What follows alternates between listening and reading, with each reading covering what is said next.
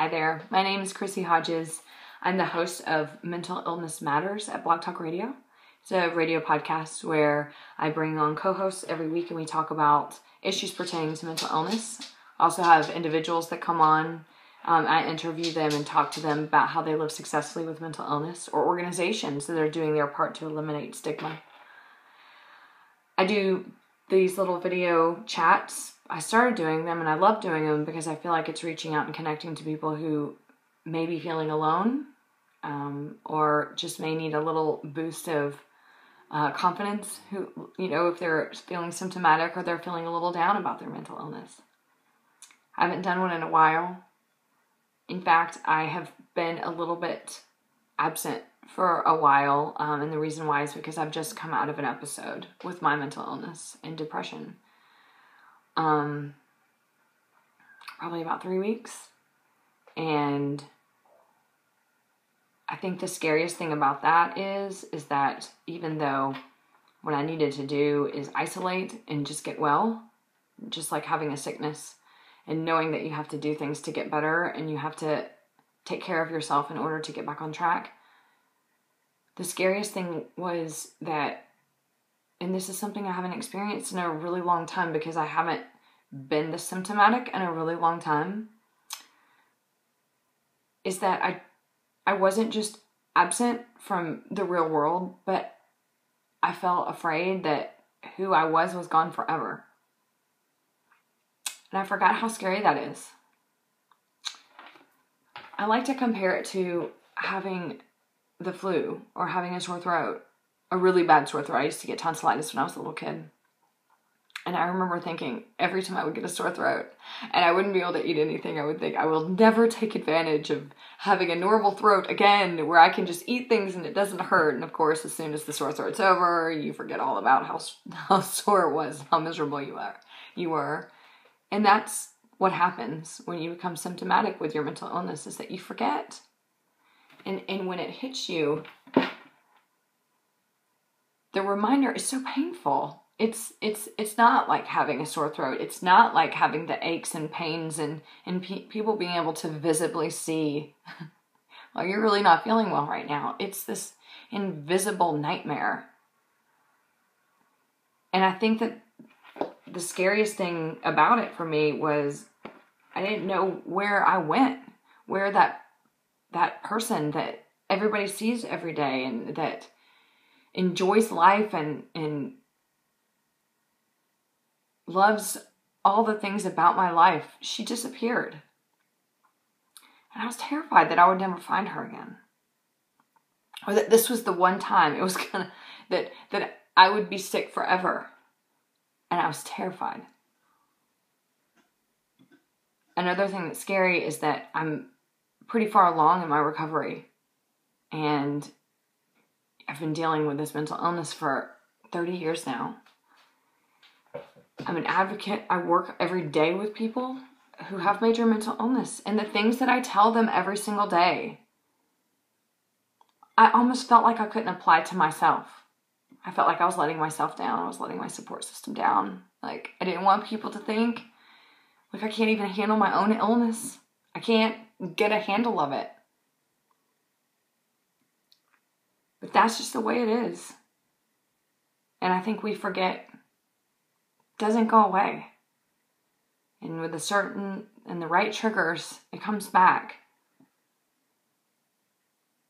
I was lucky to have the right medication. I was lucky to have a great support system who every single day told me, just hang on, it will get better, even though I didn't believe them and told them I didn't believe them. Sorry to y'all, I love you. I was scared. But I'm going to tell you, and this is the message I want to leave with you today, that not only applies to mental illness, but to everybody. There was one person in particular who was just one of my greatest friends. And in the absolute middle of all this, when I really felt like I couldn't function or even move, I felt paralyzed from all of this, he said, I want you to do 2 things. First of all, I want you to feel this depression for all that it is.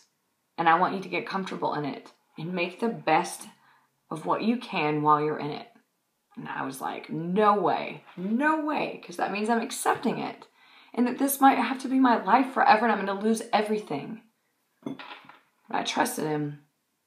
And then he said, I want you to find something positive about this experience. So when you come out on the other end, you will know that there are positive things that you can walk away with in the future.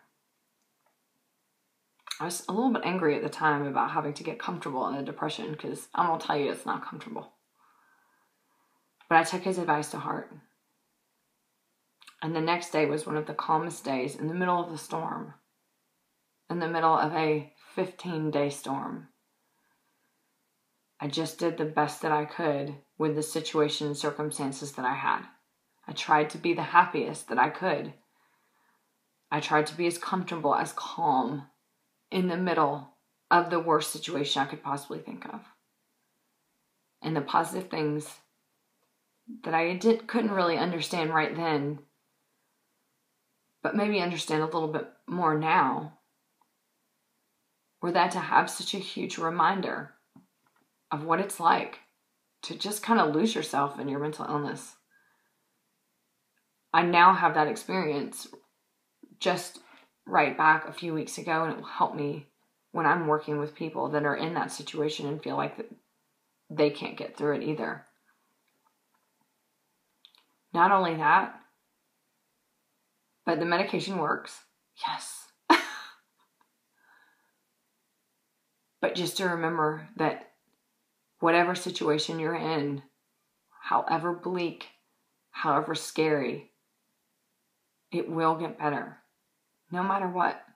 I didn't think it would come back, and it did.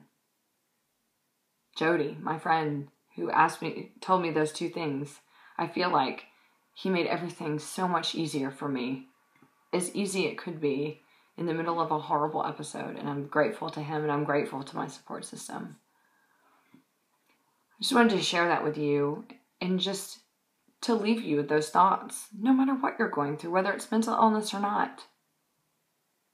Wherever you are, make the best of your situation right this second, even if it's horrible and things are falling apart around you.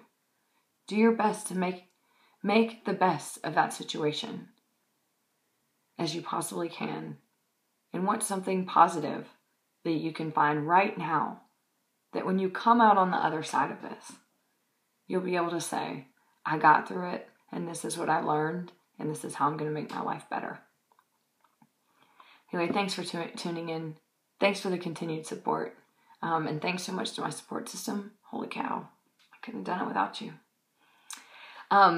Tune in to my radio show, blog. If you want to follow, it's blogtalkradio.com. It's Mental Illness Matters. And we had a great show this last week on relapse with me and Ethan. And it was about my experience and the experience Ethan had. And this upcoming week, we're going to have George Broad and Margaret Sisson as my co-host. We're going to talk about addiction. So that will be Saturday around 4 o'clock Mountain Standard Time. Thanks so much. Take care. I hope you have a great week, and I hope to see you soon.